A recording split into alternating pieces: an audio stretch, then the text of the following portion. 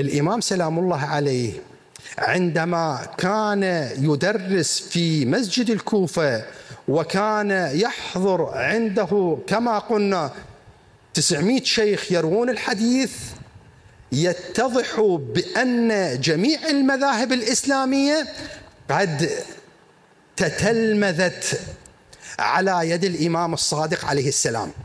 لكن اليوم أريد أن أنبهك على قضية، أنه الاستعمار بصورة عامة يعرف أكثر منا بأن القيادة الحقيقية هي بمحمد وآل محمد، لذلك يحاول قدر الإمكان إخفاء هاي الصورة المحمدية.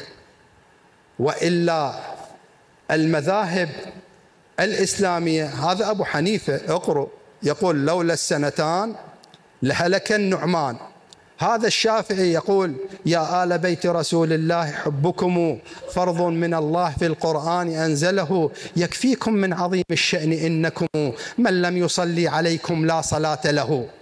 هذا تلاحظ وفلان وفلان عندما جاءوا سووا للمذاهب الإسلامية جعلوا هناك 4 مذاهب إسلامية التي تتلمذت، لاحظ الاستهداف، التي تتلمذت على يدي الإمام الصادق عليه السلام جعلوها مذاهب، والمذهب أو مذهب الإمام الصادق سلام الله عليه لم يجعلوه مذهب.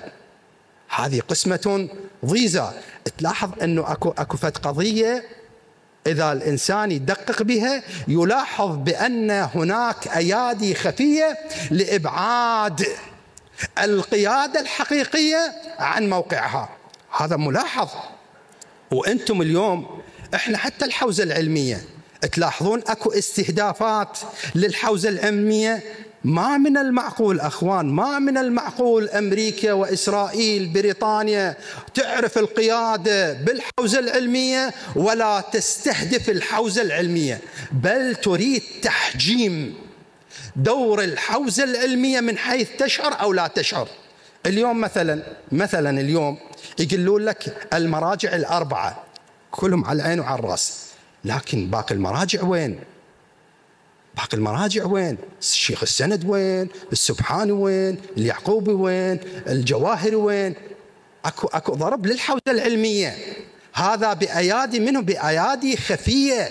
روحوا راجعوا مكتب السيد السيستاني الله يحفظه، راح يقول لكم ماكو هذا الحصر. هذا الحصر وراه أيادي خبيثة تعمل على إسقاط دور المرجعية الدينية. إخواني سئلوا، هذا مكتب السيد الله يحفظه موجود، راح يقول لك مباشرة هناك أيادي خفية. بل لو كان الحصر موجود كما يقوله بعض الجهلاء، وأنا مرشد ديني في الحج صار لي سنوات أطلع مكتب السيد السيستاني يرجعنا يقول رجعوا مقلديني للزنجاني في الحج. السيد الزنجاني عالم من علماء إيران الكبار. لو كان هذا الحصر موجود نستطيع أن نرجع هؤلاء الذين يحجون بيت الله الحرام إلى غير هؤلاء ال4. إذن أكو أخوان لا تنطلي عليكم الشبهات. أمريكا وإسرائيل تعمل على قدم وساق من أجل تهديم الحوزة العلمية. هذا كله شنو؟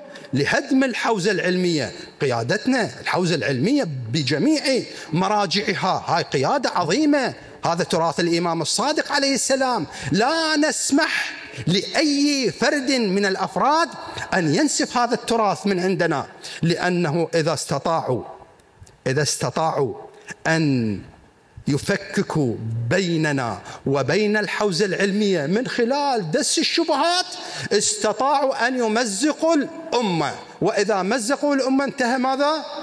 أثروا تأثيرا كبيرا على المذهب. أرجو أن كلامي يفهم، مو يقتطع يقصة منا ويقصة منا ويقصة منا ويقول الشيخ شوف ايش جاي يحكي. لا، أرجو أن يفهم الكلام بحكمة وبنظرة علمية.